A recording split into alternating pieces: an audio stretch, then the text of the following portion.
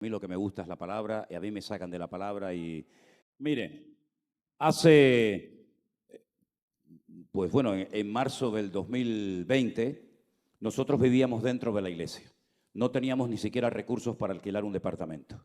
Estamos muy contentos porque nosotros llevamos ya 40 y pico de años sirviendo al Señor, gracias a Dios a tiempo completo, y nos hemos acostumbrado a vivir con poco, con mucho, en fin, eso está ahí, ¿no?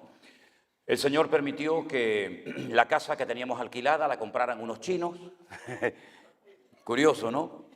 Pero la compraron unos chinos y el dueño nos dijo que nos daba 2 meses para marcharnos porque ya había vendido la casa. Nosotros dijimos, vale, pues estupendo.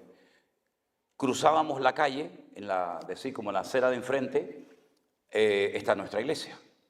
Decidimos en esos 2 meses y un día. Estuvimos trabajando muchísimo, desde la mañana hasta la noche, y acondicionamos unas habitaciones, unos cuartos en la parte de arriba, en la planta de arriba, para hacer una cocina, unos baños, en fin, una vivienda lo suficientemente digna, ¿sí? Estuvimos 4 años y medio viviendo allí. Nos vino la pandemia encima. El día jueves de esa semana, Armando, que está aquí presente, que él es el responsable de subir todo a YouTube y a Facebook y editar los vídeos y todo eso, me dijo, si tenemos que cerrar la iglesia, me enciendes la computadora, lo llaman aquí, me enciendes el ordenador y yo desde casa puedo manejar las cámaras. Y yo le dije, eso fue antes del 15 de marzo del 2020, yo le dije, no creo que sea necesario cerrar la iglesia, eso es un disparate, ¿cómo voy a cerrarle? ¿Estamos locos o qué? Digo, no vamos a cerrar la iglesia, y más en España, con lo que cuesta ganar un alma, como ahora que tiene gente, ahora la tiene que cerrar. Entonces, la cuestión está en que el sábado llegó la noticia de parte del gobierno de que efectivamente todas las iglesias tenían que cerrarse. Para mí fue un golpe tremendo, tremendo, porque jamás en mi vida me podía imaginar que iba a cerrar la iglesia. Pero como teníamos cultos los jueves y los domingos y además, para gloria de Dios, vivíamos dentro de la iglesia, dijimos, bueno, pues vamos a hacer los cultos igual. Ahora, al día siguiente de la noticia de que teníamos que cerrar la iglesia, yo me puse de rodillas en la habitación que teníamos y le dije al Señor, Señor, dame sabiduría. Llevo 40 años pidiéndole sabiduría al Señor todos los días. Y le dije, Señor, ¿cómo puedo atender a la gente? Porque no pueden venir. Pero gracias al Señor, hoy en día existen redes sociales y métodos para poder alcanzar a la gente en cualquier parte del mundo en tiempo real. Entonces hicimos un grupo de WhatsApp, que aún lo tengo. Y con ese grupo de WhatsApp, desde las 11 de la mañana hasta la 1 del mediodía, estábamos toda la mañana con peticiones bíblicas, oraciones, devocionales, recetas de cocina. Sí, hacíamos de todo. Quiero que todos los hermanos de la iglesia hagan una obra de teatro en familia y la envíen, y tenemos que averiguar de qué personaje se trata. Fue un tiempo extraordinario, tiempo maravilloso. Pero no teníamos entradas económicas de ningún tipo, ni diezmos, ni ofrendas, ni nada. Pero como Dios nunca ha necesitado ni tu diezmo ni el mío para cuidar la obra, para mí no era ningún problema. Hay gente que está obsesionada con eso, ¿no? Los diezmos, las ofrendas, los diezmos. Como si Dios necesitara tu diezmo y mi ofrenda, fíjate tú. Entonces yo le dije al Señor, Señor, si esta obra es tuya, ahora tienes una oportunidad maravillosa para demostrar que es tuya cuidándola tú. Mira, una mañana me levanto y me encuentro yo 300 y pico mensajes de gente de todo el mundo, porque quiero confesarles algo, ya seguramente me han oído que lo he dicho en algún momento. Varias veces, no muchas, pero 2 o 3 veces tuve la tentación de parar, porque yo no veía a nadie, yo predicaba sillas vacías. Y tuve la tentación de parar porque me venía el pensamiento a la mente de que nadie te está escuchando. Nadie está viendo esto. ¿Qué estás haciendo? ¿A quién le estás predicando? A mi mujer, que vivíamos allí juntos con mi hija pequeña, porque la mayor está casada y vive en otra zona. Pero a los pocos días me llegó un mensaje de una hermana que durante estos 2 últimos años nunca supe quién fue, pero ya sé quién fue.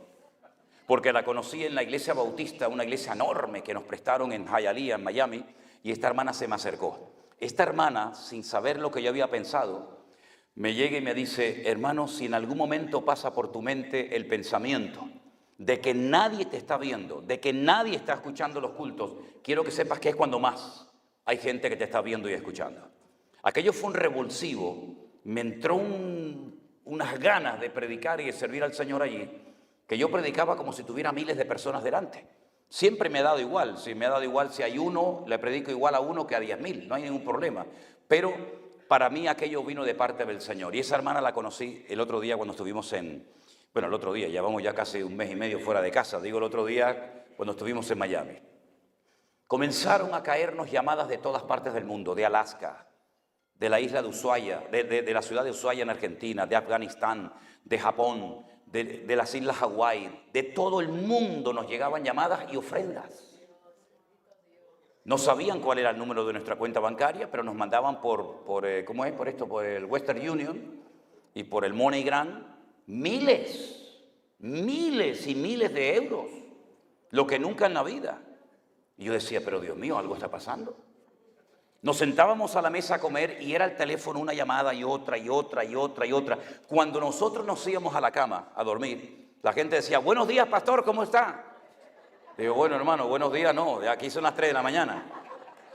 Pero para ellos era de día o viceversa. Fue algo impresionante la cantidad de llamadas, gente que nos decía, porque a todo esto, yo hacía un devocional por WhatsApp y se lo mandaba a los miembros de la iglesia. Pero un día pensé, oye, a lo mejor si hago el devocional de la mañana, me pongo el teléfono delante y lo hago así en abierto, a lo mejor lo verá alguien más. Uy, ¿para qué fue aquello, papá?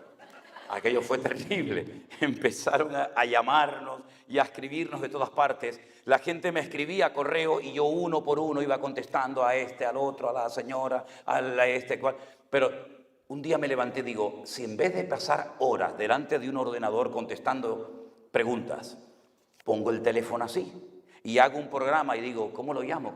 El Pastor Online, ya está, el Pastor Online. Si yo lo pongo así y empiezo a contestar, pues así en 2 o 3 días me quito todas las preguntas de encima y ya no me escribe más. No, aquello fue peor todavía, aquello fue terrible. Y venga ya preguntas y venga preguntas hasta el día de hoy, ¿no? Miren, hermanos, nosotros no hemos podido olvidar jamás todo lo que el Señor ha estado haciendo. Porque lo bonito de todo esto es que yo no he hecho nada. Nosotros no hemos hecho absolutamente nada. La gente, ¡ay, qué sacrificio! ¿Sacrificio de qué? ¿Qué sacrificio? ¿Sentarme en un despacho a predicar la palabra cuando ese es el trabajo que Dios me ha dado a mí hasta que me muera? ¿Sacrificio qué? Sacrificio que Él hizo por nosotros. Yo no hago ningún sacrificio por Él. Él lo ha hecho todo. ¿Te das cuenta? Entonces Dios respaldó la obra. El Señor mantuvo la obra, la sigue manteniendo y resulta de que nos dimos cuenta de que había centenares, miles y miles de personas que nos llamaban católicos, santeros, brujeros, hermanos separados del evangelio, gente que no quería saber nada del Señor, gente que había salido herida, maltratada, apaleada, etcétera, etcétera, de distintos lugares y comenzaron a reconciliarse con el Señor y comenzaron a leer la palabra porque el énfasis fundamental de mi ministerio es lea la palabra, lea la palabra, lea la palabra, lea la palabra. Y ay, hermanos, si más leyera y estudiara el pueblo de Dios la palabra, no habrían sucedido tantas barbaridades que han sucedido. Ni tanta manipulación, ni tanto engaño, ¿verdad? Que parece que los pastores somos como dioses, que todo lo que decimos el pueblo sí guana, amén. No, Señor. Los que más tenemos que estar en el punto de mira somos nosotros los pastores, porque ustedes son los que oyen. Pero nosotros somos los que hablamos. Y por cada palabra, por cada enseñanza, por cada estudio que compartamos con el pueblo de Dios, tendremos que rendir cuentas. Entonces me he dado cuenta de que muchas veces, durante años, gente ha estado predicando cosas que no ha analizado. ¿Por qué yo predico eso? ¿Quién le enseñó a usted a decir eso? ¿Por qué usted ministra así? ¿Por qué usted repite como el loro cosas que dijo este y el otro y el otro? Usted las ha comprobado realmente a la luz de las Escrituras. Comenzamos a dar estudios de escatología bíblica porque me di cuenta de que la gente le tenía miedo, pánico, rechazo a las profecías, al libro del Apocalipsis, cuando es el libro que más hay que leer en los últimos tiempos. El libro del Apocalipsis y las profecías de los tiempos finales no se escribieron para asustar al pueblo de Dios, sino al contrario, para alentarlo, para instruirlo, fortalecerlo en la fe. Y entonces el Señor nos permitió publicar una serie de materiales como hermenéutica, la ciencia de la correcta interpretación de los textos bíblicos, homilética, saber exponer ese conocimiento, escatología bíblica, un estudio sobre Daniel, Apocalipsis, educación cristiana. Me di cuenta de que hacía falta educar a la gente espiritualmente hablando, cómo reaccionar ante la presión, ante la crítica. Sí, es muy bonito los aplausos, las fotos, eso está muy lindo, pero esta no es la realidad de la vida. La realidad de la vida es la traición, la crítica, el juzgarte. Eso también entra dentro del paquete, mijo. Y tenemos que estar preparados para eso, ¿verdad? Porque el aplauso y el reconocimiento te puede echar a perder, pero lo otro te acerca al Señor, porque se aprende más llorando que riendo. Y hay gente que viene a la iglesia a reírse, pero donde más deberíamos de llorar quebrantados ante la presencia de Dios es en nuestras congregaciones. La iglesia no es un circo para pasarle la mano. El otro día se me acercó un hermano y me dice: hermanos, quiero hacer una pregunta. Digo, bueno, hágame una, que no sea muy difícil, por favor. Y me dice: ¿es correcto, como me enseñaron a mí en mi iglesia, que tengo que pedirle al Señor que me enseñe el arte de predicar sin ofender a nadie? Y le dije, primeramente, eso no es un arte, eso es una desgracia. Si usted predica y no se ofende a nadie, usted no vale para el ministerio. Usted vale para diplomático. Dígale a su país que lo ponga de diplomático en otro país. Pero aquí, el que predica la verdad, o te aman o te quieren crucificar. Es que aquí no hay medias tintas. Aquí es el pan pan y el vino vino. Al que le gusta viene, al que no también. Hasta el mismísimo Señor Jesucristo, un día se le acercaron sus discípulos. No estoy predicando, todavía no he empezado, esto es una introducción nomás, Se le acercaron los discípulos y le dijeron: Señor, hoy la gente se fue un tanto ofendida contigo porque predicaste duro. Y el Señor podía decir: ay, llámenlos otra vez, dígale que vengan a pagar, que les voy a pedir perdón. El Señor les dijo: si se quieren ir ustedes ahora, ahí está la puerta, aprovechen antes de que se quede demasiado tarde. Pero el que me siga a mí, carga su cruz, y el que no es fiel hasta la muerte no recibe el premio.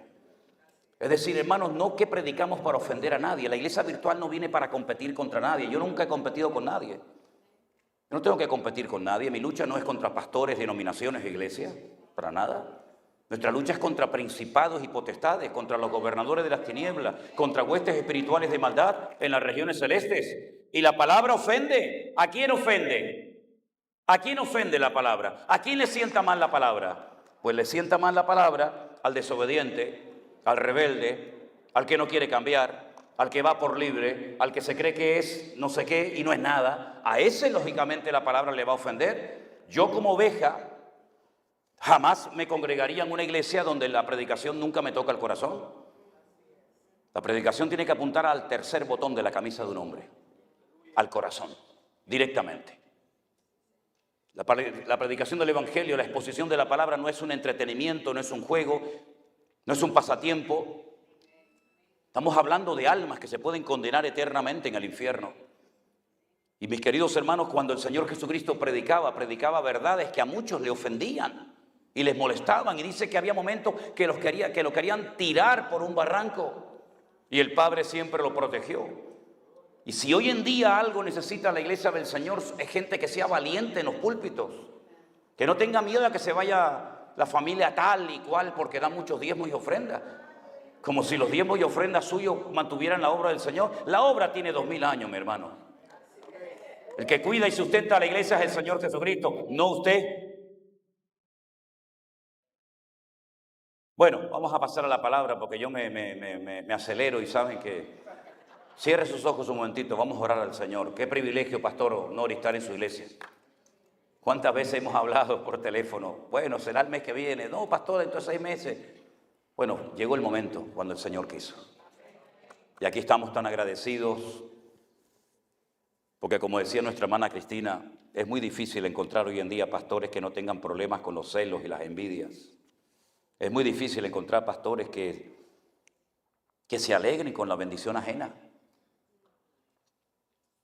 Y es que su bendición es la mía. Y su desgracia y su problema también es mío. Y yo me alegro mucho de que el Señor haya tocado el corazón de este hombre de Dios, su familia y sus colaboradores. para cedernos su congregación, como lo hizo hace unos días el pastor Arenas en California. Y yo creo que si algo está haciendo el Señor hoy en día es romper barreras, estructuras que nos han separado y distanciado durante años y no han servido para nada, sino para impedir que la iglesia crezca. Y esa ha sido la puerta que el diablo ha utilizado para meterse en la iglesia, ya que la iglesia no se metió en el mundo se metió en la iglesia.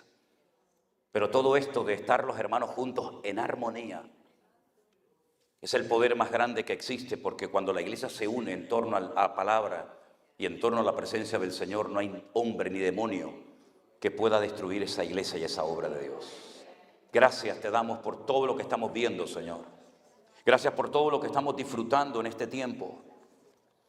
Gracias, Dios mío, porque se está cumpliendo lo que tu palabra dice, que llegaría el tiempo en la historia de tu amada iglesia que tú enviarías hambre y no de pan, y sed no de agua, sino de oír y recibir la palabra de Dios. Y gracias, Señor, por permitirnos llegar hasta aquí. Gracias por todos los hermanos y hermanas que hemos conocido en este viaje. Y en esta recta final, en estos últimos días, en este país, Señor, te pedimos que tú sigas tratando y ministrando a tu amada iglesia. Y que tú hoy hables a nuestras vidas, porque tú sabes lo que nuestra vida necesita realmente. Ponemos todo en tus benditas manos, en el bendito nombre de Jesús. Amén. Si han traído su Biblia, mis queridos hermanos, y quieren seguir la lectura conmigo, en Romanos capítulo 5, este hermoso capítulo de esta profunda y maravillosa carta del apóstol Pablo, estaba dividido el capítulo 5 en dos grandes sesiones.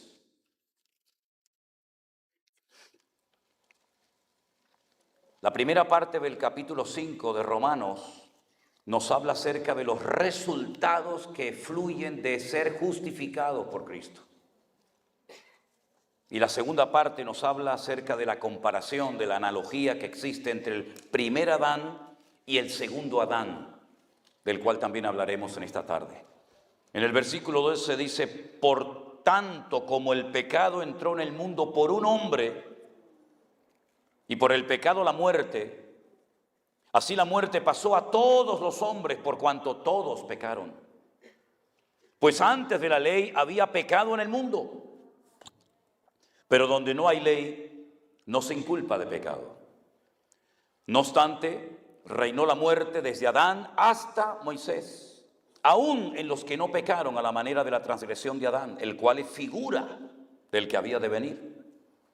Pero el don no fue como la transgresión, porque si por la transgresión de aquel uno murieron los muchos, abundaron mucho más para los muchos la gracia y el don de Dios por la gracia de un hombre, Jesucristo. Y con el don no sucede como en el caso de aquel uno que pecó, porque ciertamente el juicio vino a causa de un solo pecado para condenación, pero el don vino a causa de muchas transgresiones para justificación. Pues si por la transgresión de un solo reinó la muerte, mucho más reinarán en vida por uno solo, Jesucristo, los que reciben la abundancia de la gracia y el don de la justicia. Así que por la transgresión de uno vino la condenación a todos los hombres. De la misma manera, por la justicia de uno vino a todos los hombres la justificación de vida. Porque así como por la desobediencia de un hombre los muchos fueron constituidos pecadores, así también por la obediencia de uno los muchos serán constituidos justos. Pero la ley se introdujo para que el pecado abundase. Mas cuando el pecado abundó, sobreabundó la gracia. Para que así como el pecado reinó para muerte, así también la gracia reine por la justicia para vida eterna, mediante Jesucristo, Señor nuestro. ¿Cuántos dicen amén?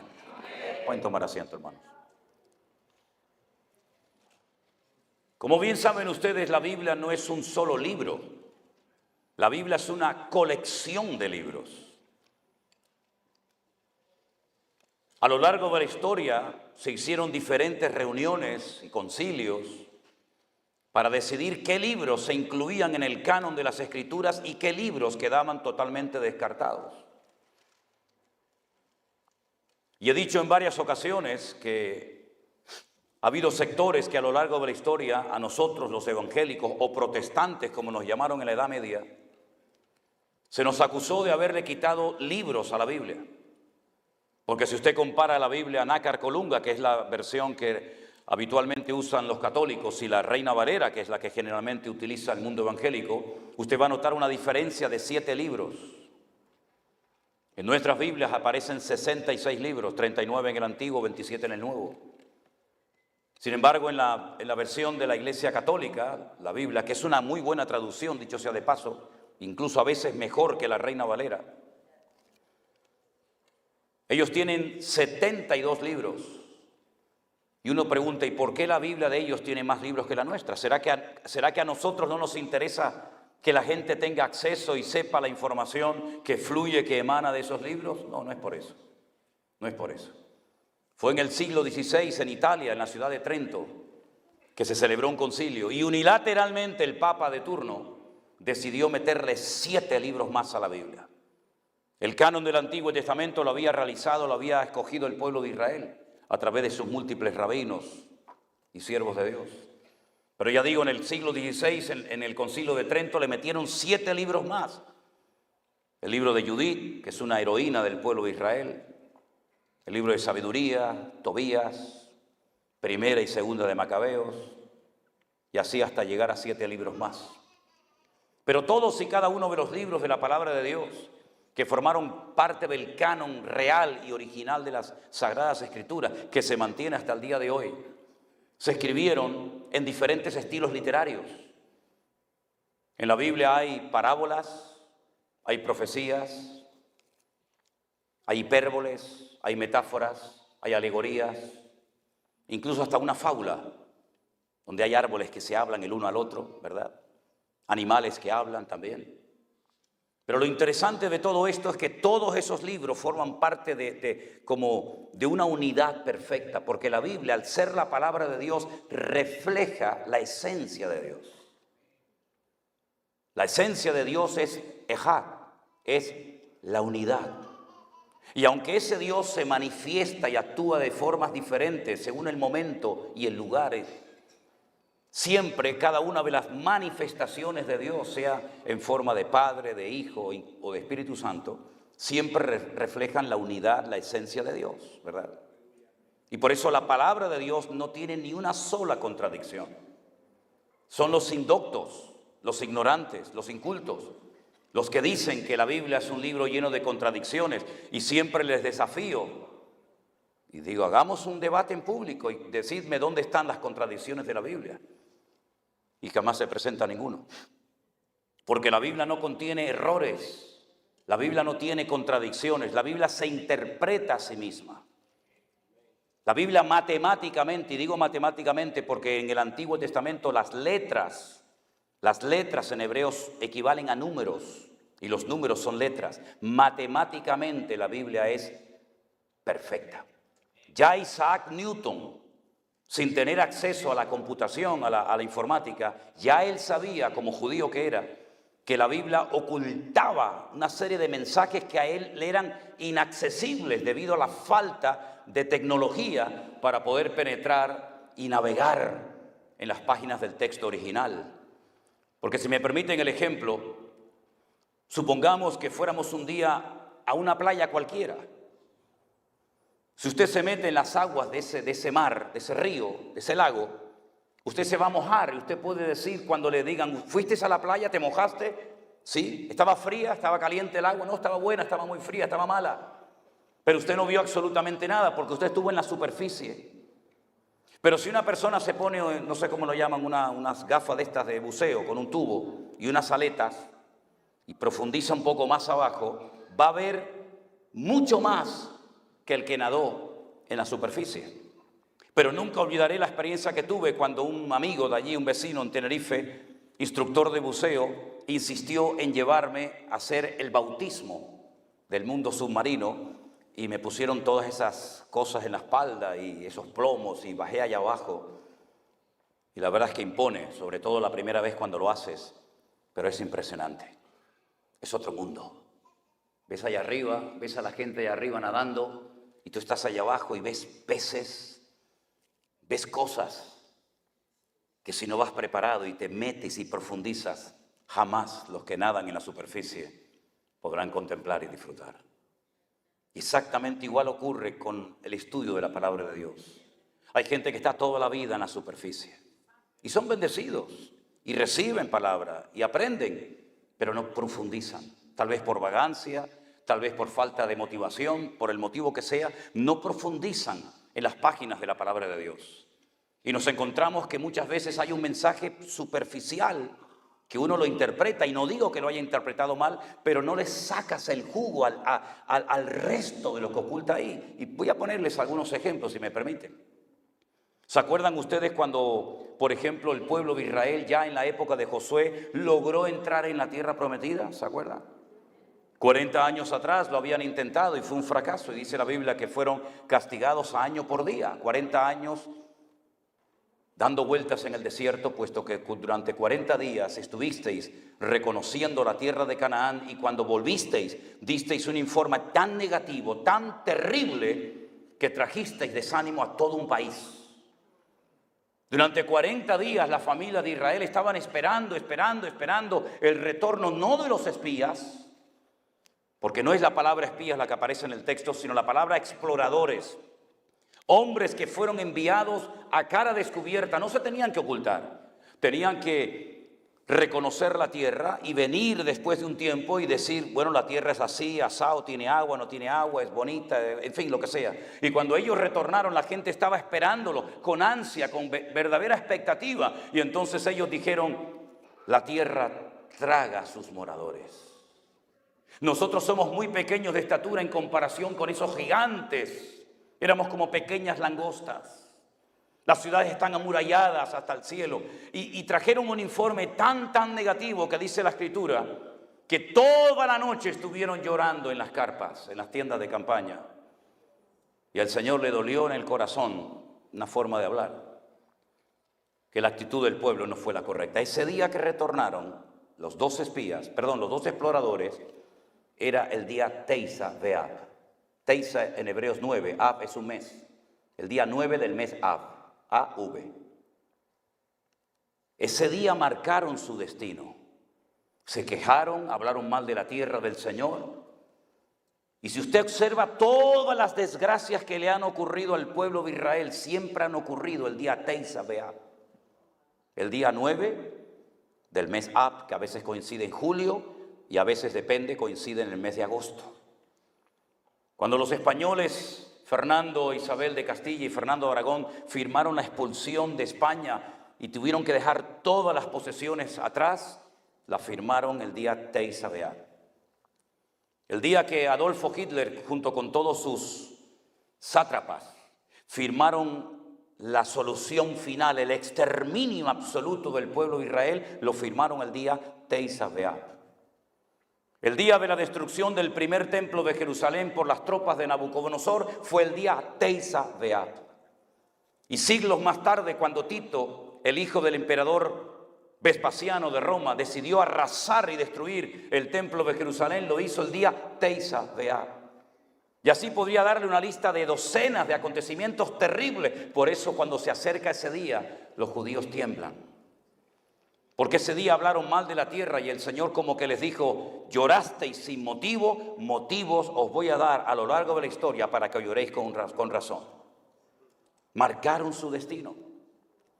Y cuando logran entrar por fin una generación después a la tierra prometida, solamente habían sobrevivido de aquellos que salieron de Egipto 2 personas, como usted sabe bien, Josué y Caleb. El nombre Caleb es muy interesante, se pronuncia Caleb para hablar de una persona, se pronuncia Keleb para hablar del perro. Si dice Keleb, está llamando al perro. Si dice Caleb, está llamando a una persona. Es la unión de la palabra Kol, Lev. Kol, todo, Lev, corazón. Al perro se le llama en hebreo todo corazón. Y cuando ese viejito ya avanzado en edad le dice a Josué, bueno, yo he sobrevivido, yo he sido fiel, yo no hablé mal de la tierra. Yo incluso dije 40 años atrás que los enemigos estaban derrotados, que nos lo comeríamos como el pan. ¿Cuál es la porción de tierra que me toca? Y Josué le dijo, elige tú. y le dice, dame ese monte. Dame ese monte y esa ciudad que está allá arriba. Y le dijo, pero ahí viven los gigantes. Los gigantes, los hijos de Anac, los que tenían 24 dedos en el cuerpo, los que eran enormes. Y Josué dijo, dame esa tierra. Y cuando usted lee ese texto, superficialmente usted dice, bueno, los gigantes, los hijos de Anac. No, pero espérate un momento. ¿Quiénes estaban enterrados en Hebrón? Abraham y Sara, Isaac y Jacob, Rebeca y Jacob. No, Abraham y Sara, Isaac y Rebeca, Lea y Jacob. Son los gigantes de la fe. Y a esos gigantes se refería la palabra. Pero eso usted no lo va a ver en español nunca en la vida. Tiene que profundizar como el submarinista baja a las profundidades del agua para poder extraer, o como el minero que baja a los profundos de la tierra para extraer los diamantes, el oro o lo que quiere encontrar. ¿Se da cuenta? La palabra de Dios es mucho más profunda de lo que leemos cada día. Y por eso a veces una letra, simplemente una letra, Shibolet, Sibolet, mataron a miles de personas. Diga Shibolet. Sibolet, no diga Shibolet, no sé, Sibolet. Entonces este no es de lo nuestro, córtale la cabeza. Y esa letra que tenéis ahí arriba, la segunda, la que es así, que es, no, la H no, la segunda, que es la letra Shin, que significa diente. Esa letra, si usted pone un punto arriba a la derecha, es Shin.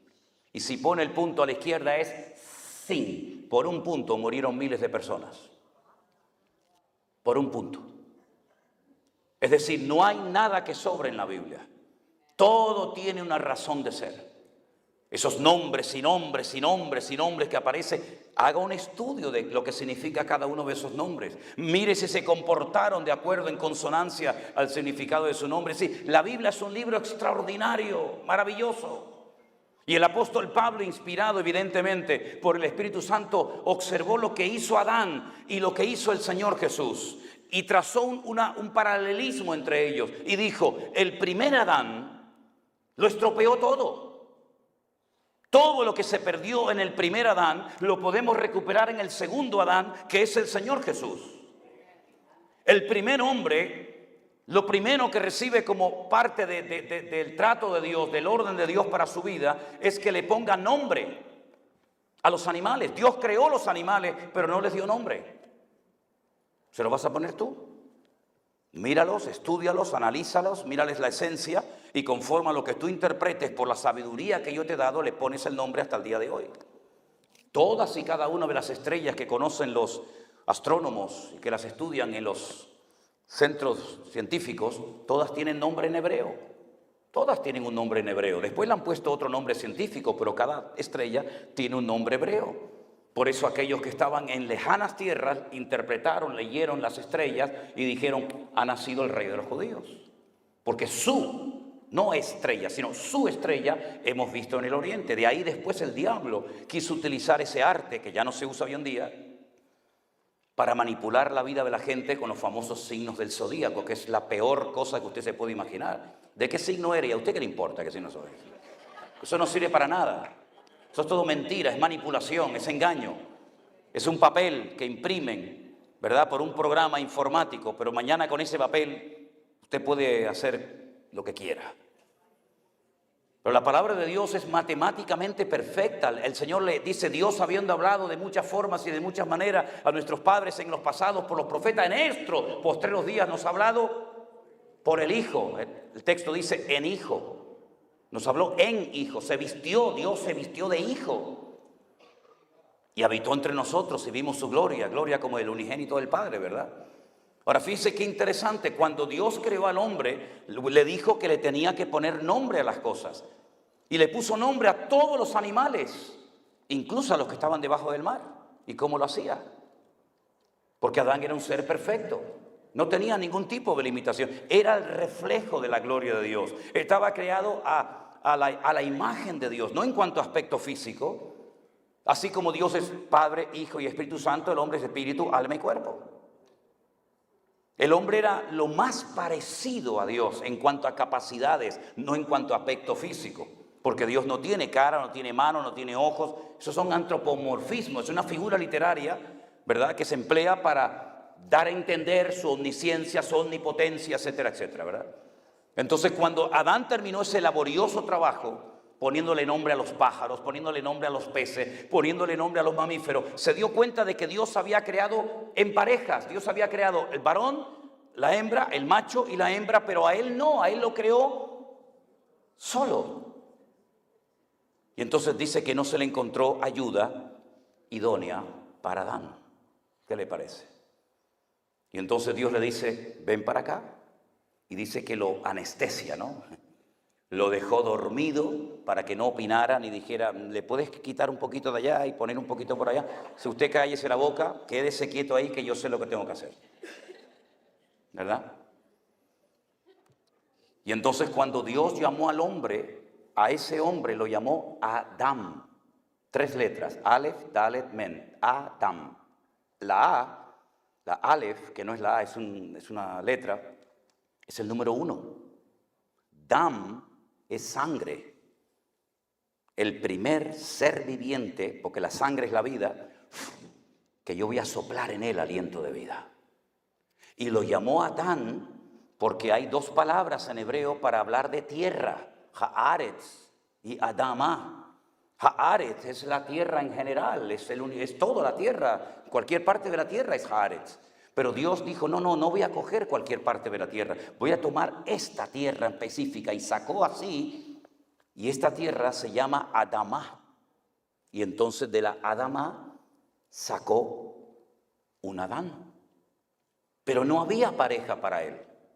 Queda en un profundo letargo, entra en un sueño profundo, y cuando él se despierta y él ve a esa persona completamente diferente a él, él dice, eso lo sacaste de dentro de mí, eso es huesos de mis huesos y eso es carne de mi carne.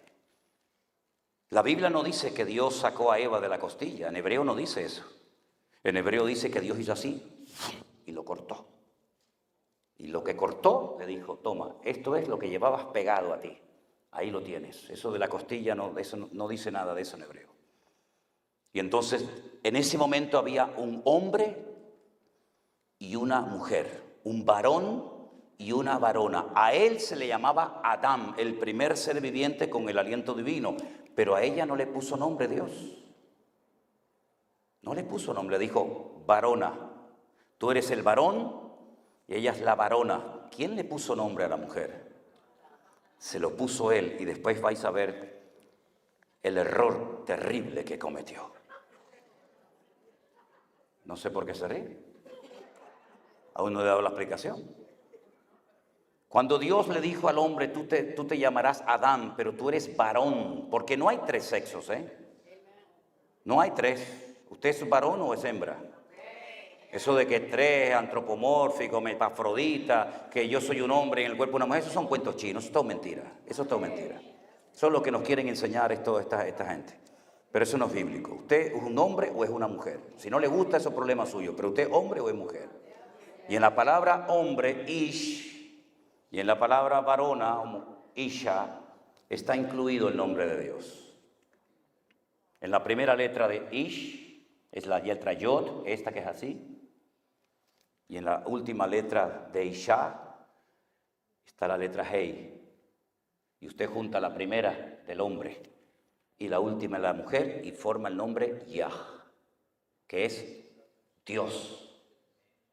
Pero si yo quito a Dios del hombre y la mujer, la palabra ahora significa fuego y destrucción.